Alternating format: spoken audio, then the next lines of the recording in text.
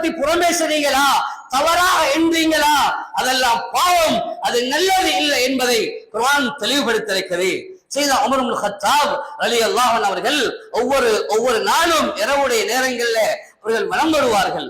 நாட்டுடைய ஜனாதிபதியாக இருந்தவர்கள் வலம் வருவார்கள். வந்தார்கள். ஒரு நாள் வலம் வந்து கொண்டிருக்கும் பொழுது வீட்டுக்குள்ளால் ஒரு வயோதிப மனிதர் சாராயங்களை குடித்துக் கொண்டு பாடிக்கொண்டு அவருடைய ஆட்டங்கள் பாவங்களை செஞ்சு கொண்டிருக்கிறார். அவரை பிடிப்பதற்காக வேண்டி உமர் ரலியல்லாஹு அன்ஹு அவர்கள் வீட்டுடைய சுவருக்கு மேலால் பாய்ந்து அந்த வீட்டுக்குள்ள போய் அவரை கையும் களவுமாக பிடித்தார்கள். எங்களுடைய பார்வையில 2 பேர் ஜினா செய்றாங்க, அவர்களை பார்க்கிறவங்க 10 பேரு, அவருக்கு கிடைக்கல வேண்டி 10 பேர் வந்து நிர்வாகத்துல முறையிடுறாங்க. இந்த நிர்வாகம் அவர்களை பிடிப்பதற்கு எப்படி பாய்றாங்களோ இதே மாதிரி ஒரு கட்டத்துல தான் உமர் ரலியல்லாஹு அன்ஹு போயிட்டு பாய்ந்தார்கள். பாய்ந்த நிலைமையில உமர் ரலியல்லாஹு அன்ஹு பிடித்து விட்டார்கள். சொன்னார்கள், வயோதிபரை நீங்க மாட்டிக்கொண்டீர்கள். சொன்னாங்க வயோதிபர் அந்த உமர் ரலியல்லாஹு அன்ஹு பார்த்து சொன்னாங்க, கலீஃபா, நான் செஞ்சது ஒரு தவறு, ஆனா நீங்க 3 தவறு செஞ்சிருக்கிறீங்க. ஒன்று, என்னுடைய குறையை துருவி ஆராய்ஞ்சிருக்கிறீங்க, அனுமதி இல்லாம வீட்டுக்குள்ள வந்திருக்கிறீங்க. அடுத்தது சொன்னாங்க, வீட்டுக்குள்ளார நுழையும் பொழுது யாருடைய வீட்டுக்குள்ள போனாலும் அல்லாஹ் குர்ஆன்ல விளங்கப்படுத்துறான், நீங்க ஒரு வீட்டுக்குள்ள போறீங்களா, அத்தா தஸ்தனிசு வ துஸல்லிமு அலா அஹ்லிஹா, அவர்கள் மீது சலாம் சொல்லுங்க, அனுமதி பெற்று கொண்டு போங்க என்று குர்ஆன் சொல்லுது. நீங்க இதை செய்யல உமரே என்று சொல்லும் பொழுது உமர் ரலியல்லாஹு அன்ஹு கையை எடுத்தார்கள். அந்த இடத்திலிருந்து திரும்பி வந்து விட்டார்கள். கொஞ்ச நாளைக்கு பின்னால, நீண்ட நாட்களுக்கு பின்னால் ஒரு இடத்துல பயான் செய்து கொண்டிருக்கிறார்கள். அந்த மஜ்மாவுக்கு அந்த வயோதிப மனிதர் வந்து கொண்டிருக்கிறார். உமர் ரலியல்லாஹு அன்ஹு அவர்கள் அவரை அங்கிருந்து கூப்பிட்டார்கள். வாங்க வயோதிபரே என்று கூப்பிட்டு தனக்கு பக்கத்துல கொண்டு வந்து காலில் கிட்ட சொன்னார்கள், பெரியவரே, அன்றைக்கு நான் உங்களை பார்த்த செய்தியை, நீங்க நடந்து கொண்ட முறைய என்னோட கூட வந்த அப்துல்லாஹ் இப்னு மஸ்ஊத் கூட சொல்ல இல்ல என்று சொல்ற நேரம் அந்த மனிதர் சொன்னாரு, கலீஃபா, நீங்க எவ்வளவு பெரிய ஆள், உங்களுக்கு எனக்கு ஹத் அடிக்க இயலும், உங்களுக்கு என்னுடைய சாராயத்துக்கு ஹத் வழங்குறது உங்களுக்கு ஏலும், நீங்க நாட்டுடைய ஜனாதிபதி, நீங்க பொறுப்புல உள்ளவர், அண்ணாலும் நீங்க இந்த குறைய மறைச்சிட்டீங்க, எந்த குறையை நீங்க மறைச்சீங்க, அன்றைக்கு செஞ்ச பாவம் தான், அதுக்கு பின்னால நானும் செய்யல என்று அவர் காலை கூப்பிட்டு உமர் ரலியல்லாஹு அன்ஹு சொல்றாரு. இனியமானவர்களே, இஸ்லாம் இதைத்தான் எங்களுக்கு வலியுறுத்துது. நீ யாரையும் பார்க்காத, முதலாவது உன்னை பாரு.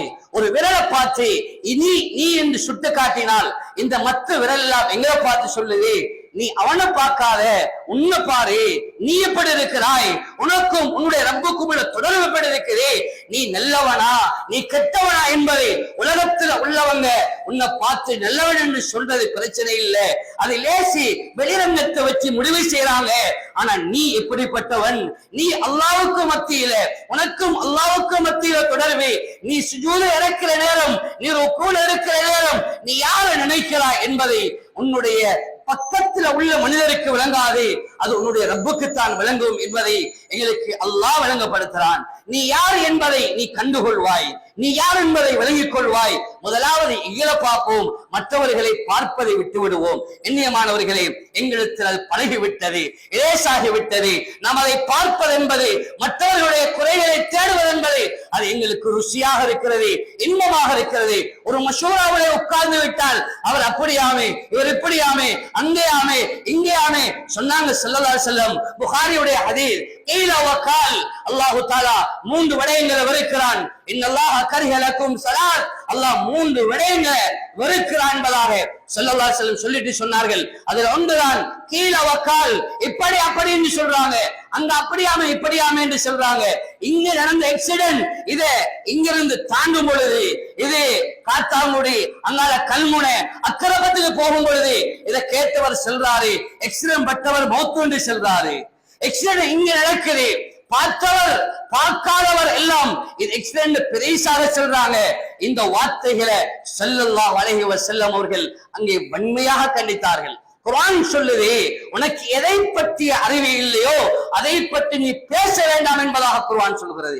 உனக்கு தெரியாத அறிவு. எக்ஸிடென்ட் பட்டது, அது எப்படி பட்டிருக்கும், என்ன நடந்திருக்கும், என்ன நடந்தது என்பது உனக்கு தெரியாது. நீ களத்துல இல்ல, ஆனாலும் சொல்றாய் என்ன தெரியுமா, எக்ஸிடென்ட் பட்டது அங்க, உடனே ஆள் மூத்தே என்று சொல்றார். ஆனா எக்ஸிடென்ட் சும்மா லேசாகப்பட்டிருக்கும். கண்ணியமானவர்களே, இதை விபத்துகளுடைய விஷயங்களை பேசுறது, தனக்கு தெரியாத ஒன்றை பேசுறது. ஒருவர் கால் பண்ணி கேட்கிறாரு, என்ன உங்களோட ஊர்ல ஒரு பிரச்சனையாமே, இவருக்கு உண்மையிலே அவர் ஊர்ல இல்ல, ஆனால் ஊர்ல இருந்தாலும் என்னுடைய கௌரவத்தை விட்டு கூடாது என்று சொல்லி யார்கிட்ட ஏதாவது கேட்டுக்கொண்டு அதை கை கால் வச்சு தலை வச்சு அதை அப்படியே படைச்சு விடுறாரு. அவரும் நம்பி அதை மற்றவர்கிட்ட சொல்றாரு. இன்னொரு இந்த விடயங்களை இதற்கு ஒரு படி மேலாக நாம் எடுத்து பார்த்தால், ஒரு வாட்ஸ்அப்ல ஒரு மெசேஜ் வருது, அங்க அப்படி சொல்றாங்க, ஹாஸ்பிட்டல் அந்த பிள்ளை வச்சிருக்கிறாங்க, அந்த பிள்ளைக்கு சிடிஎஸ், அந்த பிள்ளைக்கு இப்படியான நிலைமைகள், அந்த பிள்ளைக்கு கடும் வருத்தம் என்று சொல்லி இப்படியான மெசேஜ்கள் வரும் பொழுது அதை பாஸ் பண்றாங்க, அதை அனுப்பி விடுறாங்க. இன்னும் உதவி செய்யுங்களேன். இன்றைக்கு யூடியூப் வழியாக சம்பாதிக்கக்கூடிய எத்தனையோ வியாபாரிகள் இருக்கிறார்கள். அப்படியாப்பட்டவர்கள் பொய்யான செய்திகளை பரப்புகிறார்கள்.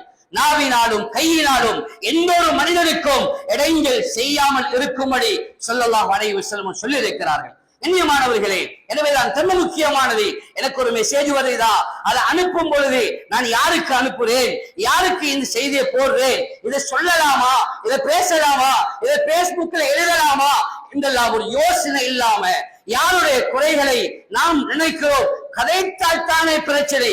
அன்றைக்கு ஒரு வாலிபர் சொல்றாரு, குறைய கதைக்கிறதான பிரச்சனை, எழுதுறது ஒரு பிரச்சனையான்னு சொல்றாரு. கண்ணியமானவர்களே, எழுத்து என்பது எதனால் நடக்கிறது? நாங்க வட்டி எடுக்காம இருக்கிறதுக்காக பல்வேறு யுக்திகளை கையாண்டு வட்டிய போல ஒன்றை உருவாக்கி வைக்கிறது போல இந்த பாவத்தை செய்யறதுக்கும் வேற வேற காரணங்களை உண்டாக்கி கொள்றோம். எனக்கு கிடைத்ததெல்லாம் எழுதலாம், நான் செய்யறதெல்லாம் நினைக்கலாம், நான் செய்வதையெல்லாம் அது சரிதான் என்று காணுகிறோமே தவிர நான் யார் என்பதை ஒரு கணம் சிந்திக்க கடமைப்பட்டிருக்கிறோம். கண்ணியமானவர்களே, உன்னை பாரு உலகமே திருந்தும் என்று சொல்வார்கள். முதலாவது எங்களை பார்க்க வேண்டும். நான் எப்படிப்பட்டவனாக இருக்கிறேன், என்னுடைய குடும்பத்தை திருத்திட்டேனா, என்னோட குடும்பம் வந்துட்டுதா, என்னோட குடும்பம் தீனுள்ள குடும்பமாக இருக்குதா, என்னுடைய குடும்பம் அல்லாஹ் பயந்த குடும்பமாக இருக்குதா என்பதை முதலாவது நான் பார்த்ததுக்கு பின்னால்தான் மற்றவர்களை பார்க்கவும் கண்ணியமானவர்களே ரொம்ப முக்கியமானது. எனவேதான் மற்றவர்களை பார்த்தாலும் நாங்க நினைக்கிறோம் நல்ல எண்ணத்துடன் பார்க்கிறோம் என்பதை, ஆனால் உள்ளத்தை அறிந்தவன் அல்லாஹ், உள்ளத்தை அறிந்தவன் அல்லாஹ். அந்த எண்ணங்கள் எப்படி அமைய வேண்டும் என்பதையும் குர்ஆனும் ஹதீஸும் தெளிவாக வழங்கப்படுத்திருக்கிறது. ஸல்லல்லாஹு அலைஹி வஸல்லம் அவர்கள் ஒரு நாள் காபாவுக்கு முன்னால போனார்கள். காபாவை பார்த்து சொன்னார்கள், லா இலாஹ இல்லல்லாஹ், வணக்கத்துக்குரிய நாயன் அல்லாஹ் ஒருவர் யாரும் கிடையாது. சொன்னார்கள், காபாவே நீ இவ்வளவு மனமுள்ளதாக இருக்கிறாய், எவ்வளவு விசாலமானதாக இருக்கிறாய். இன்றைக்கு இலங்கையுடைய நாட்டில் இருந்து சுமார் 3000க்கும் மேற்பட்ட ஹாஜிகள் இந்த வருடம் ஹஜ்ஜை முடித்திருக்கிறார்கள். காபாவை நாடி எவ்வளவு பணங்களை கோடிக்கணக்கில் செலவழிச்சு அந்த காபத்துல்லாவுக்கு போகணும், நானும் ஹஜ்ஜி செய்யணும் என்று எவ்வளவு ஆசைப்பட்டவர்கள் இந்த நாட்டில் மட்டுமில்ல பல நாடுகள்ல இருந்து எத்தனை லட்சம் மக்கள் ஹஜ்ஜை நிறைவேற்றிருக்கிறார்கள். உம்ராவுக்காக ஒவ்வொரு மாசமும் காபாவுக்கு செல்லக்கூடியவர்கள் எத்தனையோ பேர் இருக்கிறார்கள்.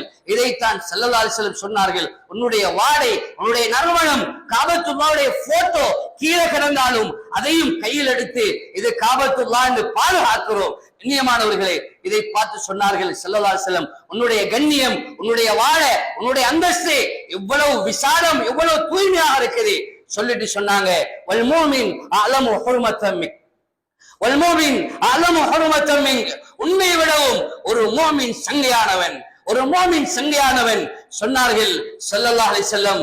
சொல்லிட்டு சொன்னார்கள், அவனுடைய இரத்தம், அவனுடைய மானம், அவனுடைய பொருளாதாரம் இவைகளை யாராவது குறுக்கீடு செய்வதை அல்லாஹ் உங்களுக்கு ஹராமாக்குகிறான். ஜாலக ஹராமன் வஹர்ரம மினல் முஃமினீன மா லஹு வதமஹு வயரலஹு வன் ததுன்னு பிஹி லன்னன் ஷியா.